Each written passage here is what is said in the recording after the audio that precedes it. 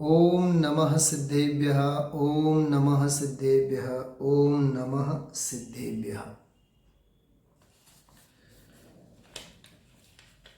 शिखर महोत्सव की इस प्रवचन सार की संगोष्ठी में आज के अध्यक्ष श्री पवन जी भाई साहब, विशेषज्ञ विद्वान मेरे अनुज संजीव जी और अन्य विद्वद्गण, सुधी श्रोतागण, प्रवचन सार की इस संगोष्ठी का अब समापन की तरफ हम आप लोग प्रस्थान कर रहे हैं। वीतरागी सर्वज्ञ भगवान की अपूर्व प्ररूपणा, उनकी वीतरागता, उनकी सर्वज्ञता, ज्ञान ज्ञेय की व्यवस्था, केवल ज्ञान का विषय, केवल ज्ञान का स्वरूप और मुनिचर्या का अपूर्व प्ररूपण करने वाला यह कालजयी ग्रंथराज श्री प्रवचन सार, जिसके लिए पूज्य गुरुदेव श्री दिव्य ध्वनि का सार कहा करते थे, इसके तीसरे अध्याय के आधार से हम आप लोग आज विशेष एक प्रकरण देखने वाले हैं। चरणान योग सूचक चूलिका जो हैं वह 5 उपविभागों में विभाजित हैं। सबसे पहले इसमें आचरण प्रज्ञापन है, उसके बाद मोक्ष मार्ग प्रज्ञापन, तीसरा है शुभोपयोग प्रज्ञापन और फिर पंचरत्न प्रज्ञापन, अंतिम 5 गाथाएं, उसके बाद परिशिष्ट में 47 नए। तो इसका जो प्रथम उप अधिकार है आचरण प्रज्ञापन, इस आचरण प्रज्ञापन अधिकार की जो अंतिम 6-7 गाथाएं हैं, इन गाथाओं की विषय वस्तु से संबंधित मुझे यहाँ विशेष अवसर प्रदान किया गया है।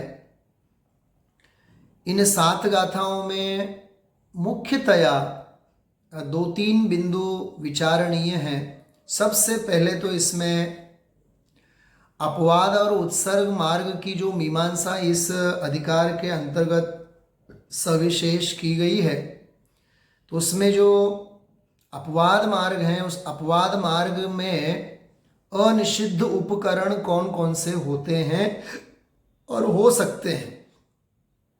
अनिषिद्ध उपकरण, उपकरण पद की भी विभावना आचार्य ने बड़ी अच्छी अध्यात्मनिष्ठ व्याख्या की है। तो उन उपकरणों से संबंधित चर्चा 225 नंबर की गाथा में आती है। आगे बहुत सुंदर प्रकरण प्रारंभ होता है।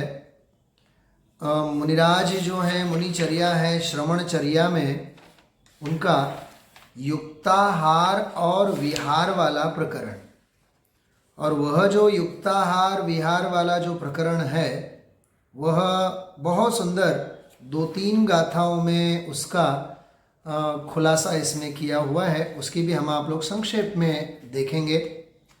और उसके बाद अपवाद और उत्सर्ग मार्ग की परस्पर की मित्रता, ये बहुत उपयोगी और जिसे अपन कह सकते हैं अत्यंत प्रयोजनभूत ऐसा प्रकरण है। ये 230 नंबर की गाथा का मूल विषय है। उत्सर्ग और अपवाद की मैत्री द्वारा ही आचरण को सुस्थितपने सिद्ध करते हैं। और अंतिम जो 231 नंबर की गाथा है, यदि उत्सर्ग और अपवाद के बीच में विरोध होवे, अमैत्री होवे, तो वह आचरण जो है दुस्थितपना सिद्ध होता है। तो देश काल आदि के अनुसार उत्सर्ग और अपवाद में समन्वय साधते हुए साधक को अपनी चर्या करनी चाहिए। इस प्रकार से आचरण प्रज्ञापन का उन 2 गाथाओं के साथ समापन किया। तो मुख्यतया तो 3 बातें हैं। अपवाद मार्ग के अनिषिद्ध उपकरणों की मीमांसा, उसके बाद युक्त आहार और विहार, आगमोक्त आहार और विहार वाला प्रकरण, और उसके बाद उत्सर्ग और अपवाद के बीच में मैत्री और अमैत्री से संबंधित मीमांसा। तो इन 3 विषय बिंदुओं के संदर्भ में ही मैं एक विहंगावलोकन के रूप में यहाँ विषय प्रस्तुत करना चाहता हूँ। देखिए 225 नंबर की गाथा से यह प्रारंभ होता है प्रकरण। अपवाद मार्ग में और क्या विशेष हो सकते हैं, अथवा अपवाद मार्ग के जो विशेष क्या हैं, तो वो विशेष क्या है ये कह करके अपवाद मार्ग के अंतर्गत उपकरणों से संबंधित बहुत सुंदर इसमें चर्चा की है।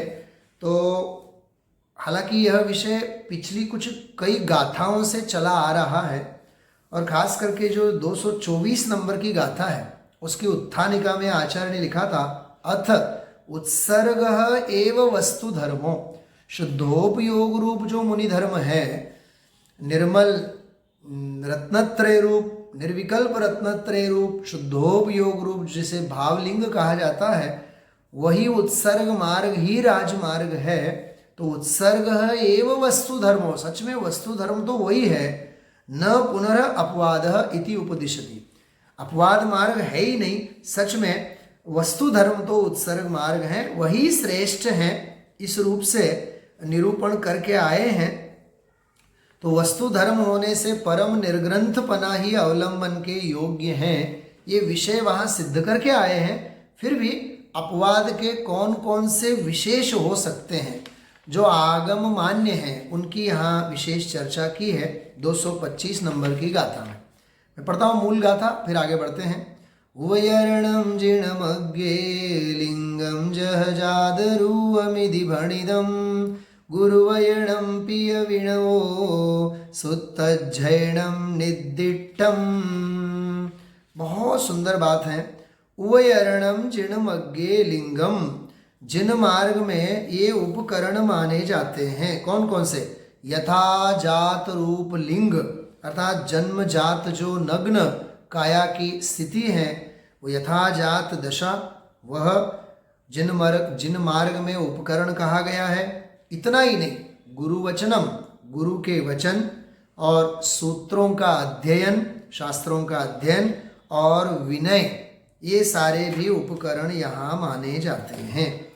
ये एक नई विभावनाएं हम आप सभी आत्मार्थी जीवों को, अभ्यासु सुज्ञ सुधी श्रोताओं को, इनकी बारीकाइयों को हम आप लोगों को देखना चाहिए।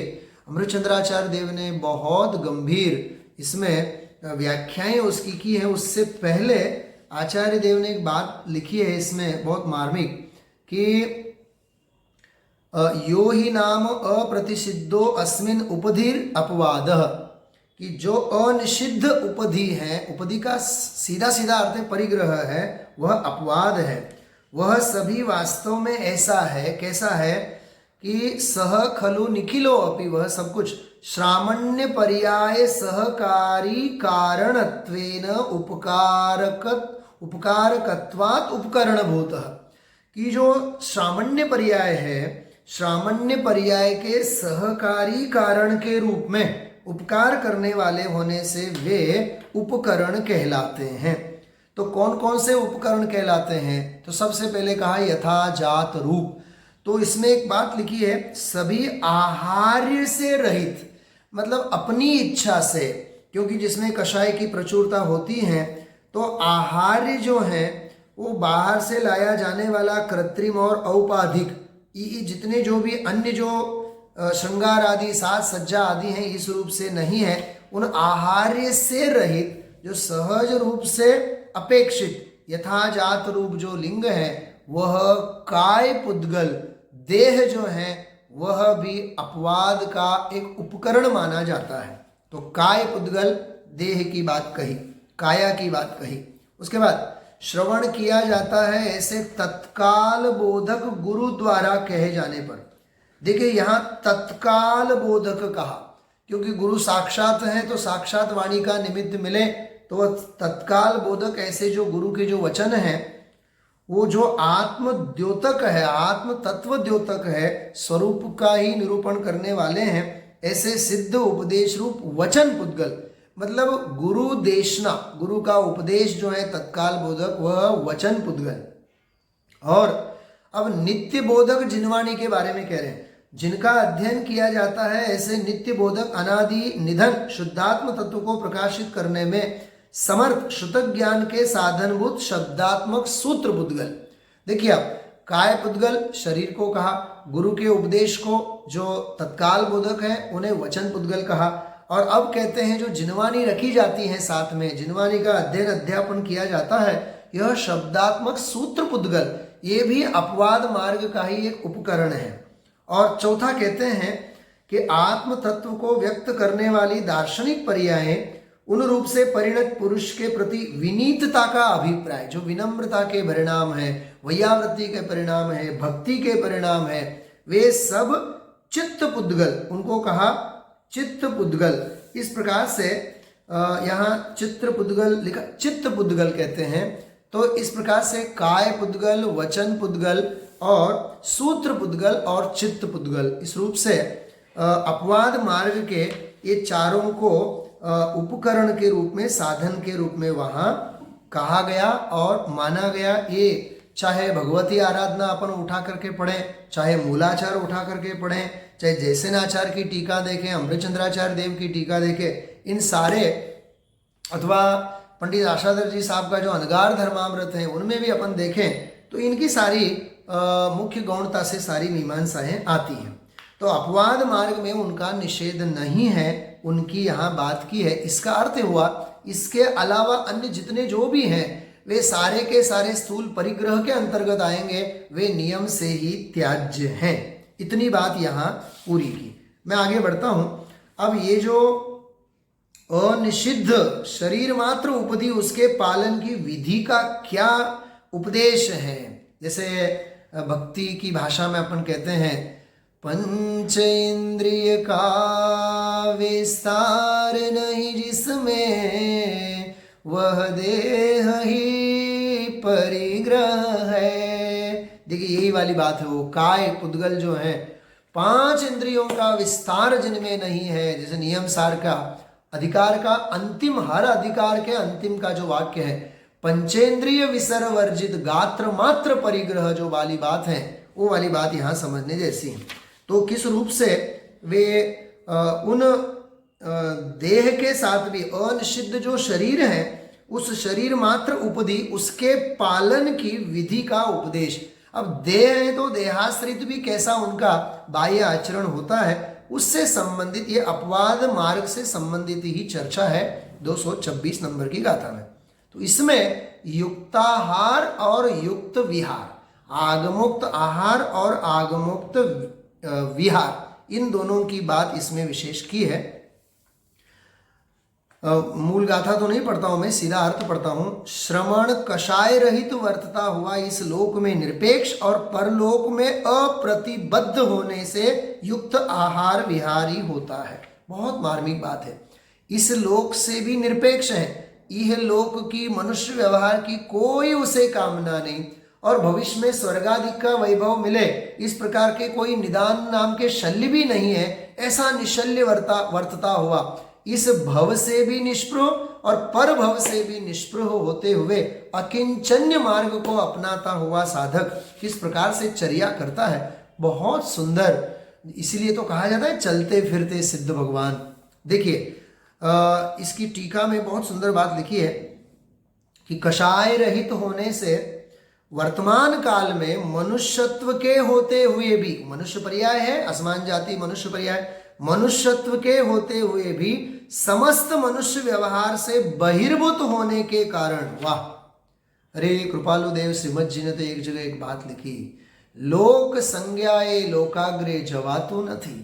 अरे लोक संज्ञा से लोकाग्र पर जाया नहीं जाता है, मनुष्य व्यवहार है, लेकिन सारी दुनिया मनुष्यत्व के व्यवहार को छाती से लगा के बैठा हुआ है। लेकिन यहाँ कहते हैं मुनिराज तो मनुष्यत्व के व्यवहार से बिल्कुल बहिर्भूत होने के कारण इस लोक के प्रति निरपेक्ष है, निष्पृह है, और भविष्य में होने वाले जो देवादिक भावों के अनुभव की तृष्णा से भी वे च्युत होने के कारण परलोक के प्रति भी अप्रतिबद्ध हैं।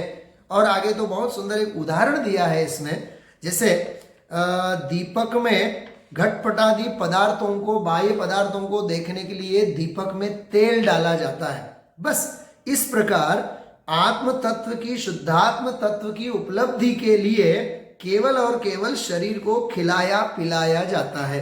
ये सब आचार्य अमृतचंद्राचार्य देव ने मूल टीका में भी इन सभी बातों का उल्लेख विशेष किया हुआ है। सच में तो देखा जाए निष्कषाय ऐसी परिणति होती है, चर्या होती है। गर्त पूर्ण विधि, मुनिराज की आहार की विधि के लिए गर्त पूर्ण, केवल खड्डा भरने के लिए, ये पेट भरने के लिए, बाकी तो संयम का पोषण ये उनका मूल प्रयोजन होता है। तो युक्ताहार विहारी होते हैं, ये वाला प्रकरण यहां लिया। अब वे युक्ताहार और विहारी साक्षात सच में अनाहारी होते हैं और अविहारी होते हैं। ये बहुत सुंदर गाथा है, बहुत बढ़िया है। मुझे ये गाथा पढ़ते समय एक बात याद आ गई। समाधि शतक में जैसे गाथा आती है, गच्छन अपि न गच्छति, जल्पन अपि न जल्पति, चलते हुए भी नहीं चलते हैं, बोलते हुए भी नहीं बोलते हैं, ऐसे आहार लेते हुए भी अनाहारक है मुनिराज, विहार करते हुए भी अविहारी है मुनिराज। ये बहुत सुंदर गाथा और बहुत बढ़िया प्रकरण। इसकी जो संधि आचार्य ने यहाँ बिठाई है वो बहुत मार्मिक है। देखिए, दो बातें लिखी हैं इसमें।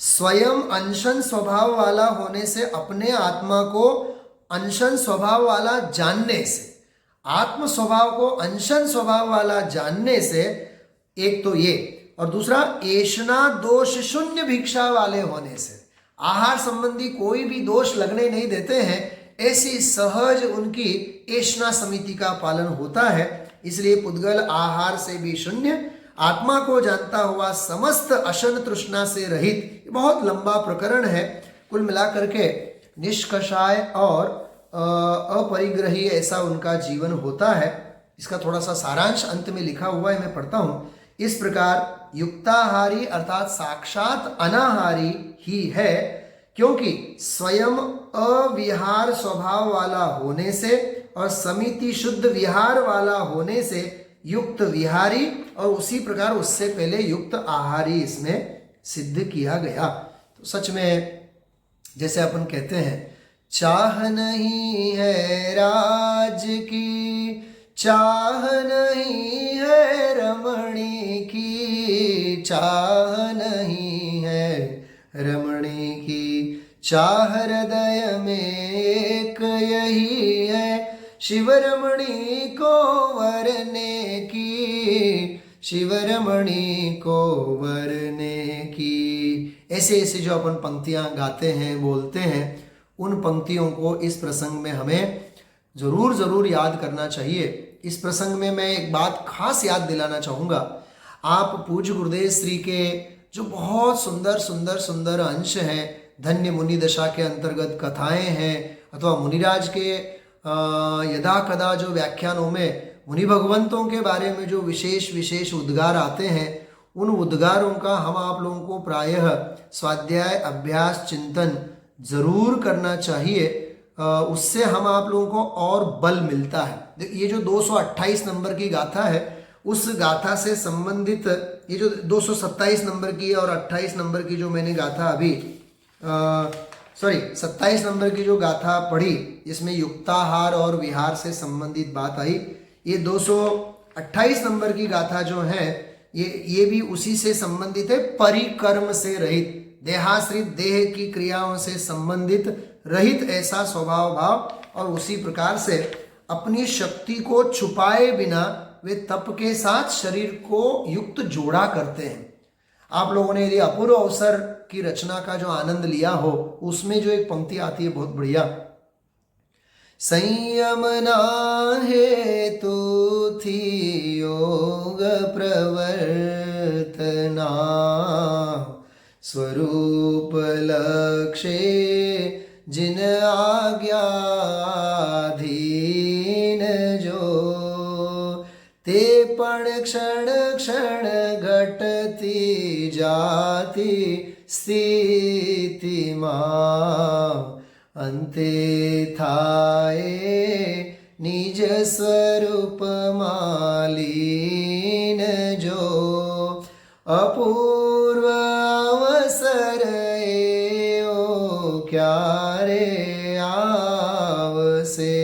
आप इन छंदों का गहराई से अध्ययन कीजिए। ऐसा लगता है कि मानो प्रवचन सार जैसे इन ग्रंथों के आधार से ये सारे के सारे काव्य बनाए गए हैं। अरे संयम के हेतु से मन वचन काया आदि योगों का प्रवर्तन होता है, और स्वरूप के लक्ष्य से ही जिन आज्ञा में वर्तना होता है वो अपवाद मार्ग के रूप में जो भी बाह्य होवे, अंतरंग में तो उत्सर्ग मार्ग का ही मूल में आलंबन होता है। और भावना तो यही होती है, ते पण क्षण क्षण घटती जाती स्थिति मां, अंते थाए निज स्वरूप मां लीन जो। इस प्रकार से यहाँ युक्ताहार विहार से संबंधित ये 2-3 गाथाएं इसमें दी हैं। और ये बहुत लंबी इसकी टीका उन्होंने 5-5, 6-6 पैराग्राफ में बहुत विस्तार से कई विशेषणों के साथ, जैसे एक बार आहार, ऊनोदर आहार, यथालब्ध आहार, भिक्षाचरण से दिन में आहार, ये भी बात लिखी है, और रस की अपेक्षा से रहित, और खास करके इसमें मधु मांस से रहित ये भी वाला आहार इसमें लिया हुआ है। इसके संदर्भ में जैसे आचार्य देव ने वगैरह इसमें मूल पुरुषासिद्धिपाय आदि की गाथाओं का भी इसमें उद्धरण दिया है, और बहुत सुंदर, बहुत गहरा पूरा प्रकरण है। और इसके ऊपर पूज्य गुरुदेव श्री के बहुत सुंदर सुंदर जो हैं बोल भी हैं, वो भी हम आप लोगों को खास देखने लायक हैं, पढ़ने लायक हैं। मैं आपको इसके संदर्भ में गुरुदेव श्री के ही एक 2-4 वाक्य में आपको पढ़ के बताता हूँ। देखिए आप स्वामी जी क्या कह रहे हैं। जिस प्रकार कोई व्यक्ति अपने कार्य में अत्यधिक व्यस्त हो तो उसे भोजन की वृत्ति अधिक उत्पन्न नहीं होती है, उसी प्रकार मुनिराज आत्मानंद के अंतर स्वरूप अनुभव में ऐसे लीन है कि उन्हें अनेक बार आहार की वृत्ति ही उत्पन्न नहीं होती है। अंतर में आहार लेना ही नहीं है, उन्हें ऐसा हट नहीं है, किंतु सहजता से ही उन्हें आहार की वृत्ति टूट जाती है। कितनी सहजता की बात। दूसरा एक प्रकरण है इसमें, मुनिराज को आहार के कारण योग का नाश नहीं होता है। अंदर में प्रमाद या गृद्धता का भाव हो तो योग का छेद होता है। गृद्धता पूर्वक एक ही बार में पेट भरकर आहार ले लेवे, ऐसी लोलुपता का भाव भी मुनिराज को नहीं होता। ये बहुत सुंदर सारा प्रकरण लिया हुआ है, आप उस प्रकरण को देखिएगा।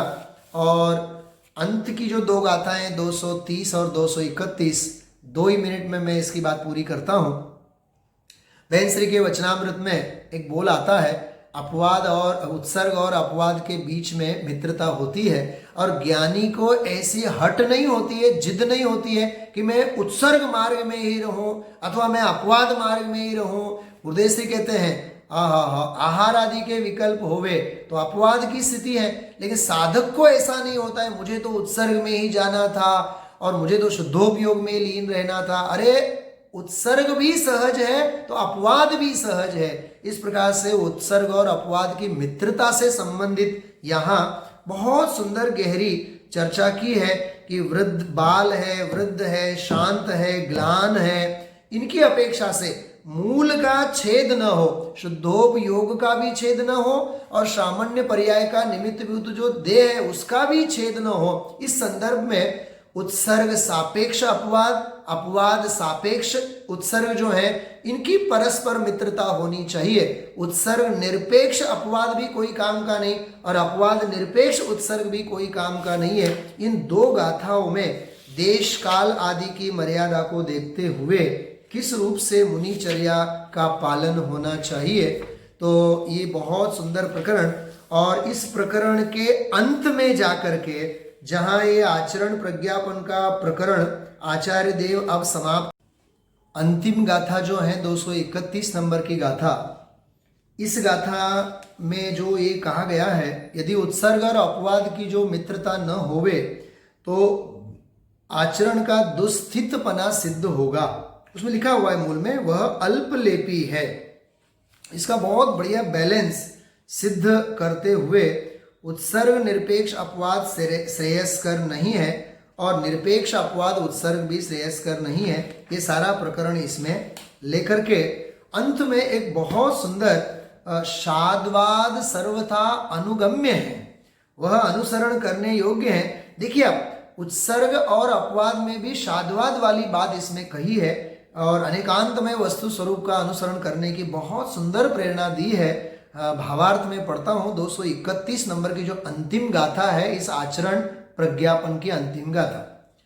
जब तक शुद्धोपयोग में ही लीन न हो जाया जाए, जब तक शुद्धोपयोग में ही लीन न हो जाया जाए, तब तक श्रवण को आचरण की सुस्थिति के लिए उत्सर्ग और अपवाद की मैत्री साधनी चाहिए। उसे अपनी निर्बलता का लक्ष्य रखे बिना मात्र उत्सर्ग का आग्रह रखकर केवल अति कर्कश आचरण का हट नहीं करना चाहिए तथा उत्सर्ग रूप ध्येय को चूककर मात्र अपवाद के आश्रय से केवल मृदु आचरण रूप शिथिलता का भी सेवन नहीं करना चाहिए, किंतु इस प्रकार वर्तन करना चाहिए कि जिसमें हट भी न हो और शिथिलता का भी सेवन न हो। सर्वज्ञ भगवान का मार्ग अनेकांत है। अपनी दशा की जांच करके जैसे भी लाभ हो उस प्रकार से वर्तन करने का भगवान का उपदेश है।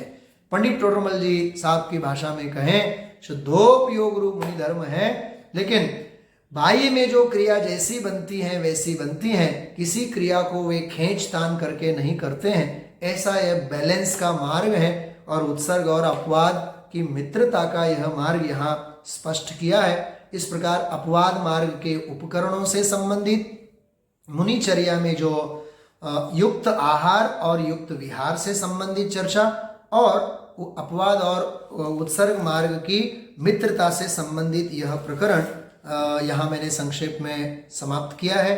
विशेष हम आप लोग मूल गाथा और मूल ग्रंथ और टीकाओं के माध्यम से जानने की जिज्ञासा को हम आप लोग आगे बढ़ा सकते हैं और इस विषय का अवलोकन हम आप लोग कर सकते हैं। इसी भावना के साथ मैं विराम लेता हूँ। ओम नमो सिद्धेभ्यः।